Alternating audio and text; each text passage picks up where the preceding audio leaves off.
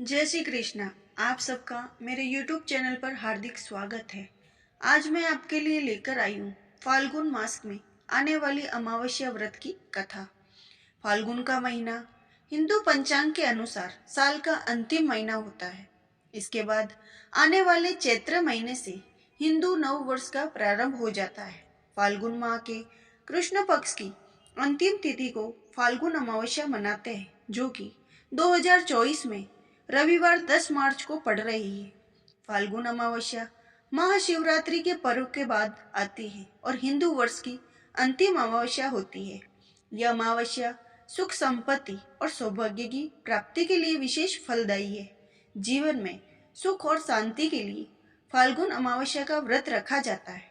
इस दिन लोग पवित्र नदियों में स्नान कर जरूरतमंदों को दान करते हैं। यह अमावस्या पितरों के मोक्ष दिलाने वाली है। इस दिन पितरों की शांति और पूर्वजों का आशीर्वाद प्राप्त करने के लिए तर्पण और श्राद्ध भी करते हैं। साल भर में 12 अमावस्याएं आती है। यदि निरंतरता में प्रत्येक अमावस्या को आप पितरों हेतु श्राद्ध नहीं कर पाते, कुछ अमावस्या विशेष तौर पर सिर्फ श्राद्ध कर्म के लिए शुभ मानी जाती है। फाल्गुन अमावस्या उन्हीं में से एक है। माना जाता है कि जो व्यक्ति फाल्गुन अमावस्या के दिन व्रत रखता है, उसके जीवन में कोई समस्या नहीं आती और सुख समृद्धि में वृद्धि होती है। इन दिन पितरों का पूजन करने का भी विधान है।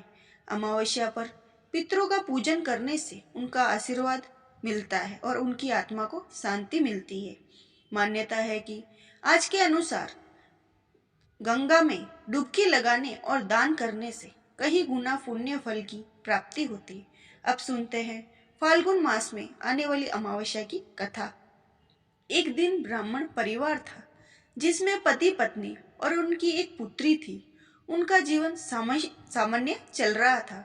वर्ष बीतते गए और पुत्री भी धीरे धीरे बड़ी होने लगी। बढ़ती आयु के साथ उसमें स्त्रियों के गुण भी विकास होने लगा।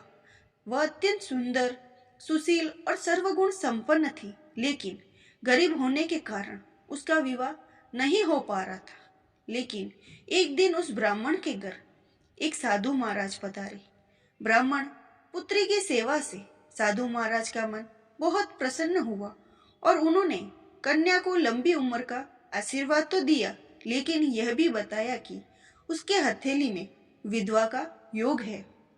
इस बात से चिंतित होकर ब्राह्मण परिवार ने साधु से पूछा, इसका क्या उपाय।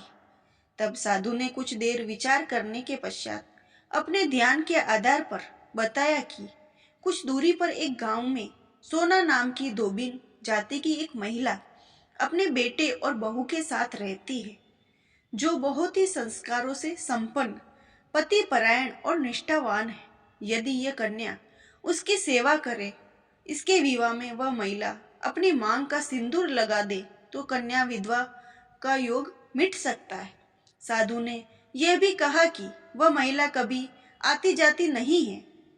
यह बात सुनकर ब्राह्मणी ने अपनी बेटी से धोबिन की सेवा करने की बात कही। अगले दिन कन्या प्रातःकाल उठकर सोना धोबिन के घर चली गई और फिर प्रतिदिन वह धोबिन के घर की साफ सफाई और अन्य सारे कार्य कर अपने घर वापस आ जाती थी। एक दिन सोना धोबिन अपनी बहू से पूछती है कि तुम तो सवेरे उठकर सारे काम कर लेती हो और पता भी नहीं चलता। तब बहू ने कहा कि माँ जी, मैंने तो सोचा कि आप प्रातः ही उठकर सारे काम खुद ही खत्म कर लेती हो, मैं तो देर से उठती हूँ। इसके बाद दोनों सास बहू निगरानी करने लगी कि कौन है जो सवेरे ही घर का सारा काम करके चला जाता है। कई दिनों बाद धोबिन ने देखा कि एक कन्या प्रातः घर में आती है और सारे काम करने के बाद चली जाती है।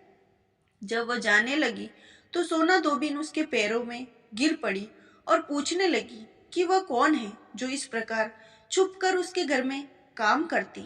तब कन्या ने साधु द्वारा कही गई सारी बात सोना को बताई। सोना धोबिन पति परायण थी, उसमें तेज था, इसीलिए वह बात के लिए मान गई। सोना धोबिन के पति थोड़े अस्वस्थ थे, इसीलिए उसने अपनी बहू से अपने लौट आने की तक पर ही रहने को कहा। सोना धोबिन जैसे ही अपनी मांग का सिंदूर उस कन्या की मांग में लगाया, उसके पति की मृत्यु हो गई। थोड़े समय बाद उसे इस बात का पता चला। वह घर से निर्जल ही चली गई थी, ये सोचकर कि रास्ते में कहीं पीपल का पेड़ मिलेगा तो उसे भंवरी देकर उसकी परिक्रमा करने के बाद ही जल ग्रहण करेगी। उस दिन अमावस्या थी। ब्राह्मण के घर मिले पुए पकवान की जगह उसने ईंट के टुकड़े से 108 बार भंवरी देकर पीपल के पेड़ की 108 बार परिक्रमा की और उसके बाद जल ग्रहण किया। ऐसा करते ही उसका पति वापस जीवित हो गया। इसीलिए माना जाता है कि इस दिन व्रत आदि करने से पुण्य फल की प्राप्ति होती है।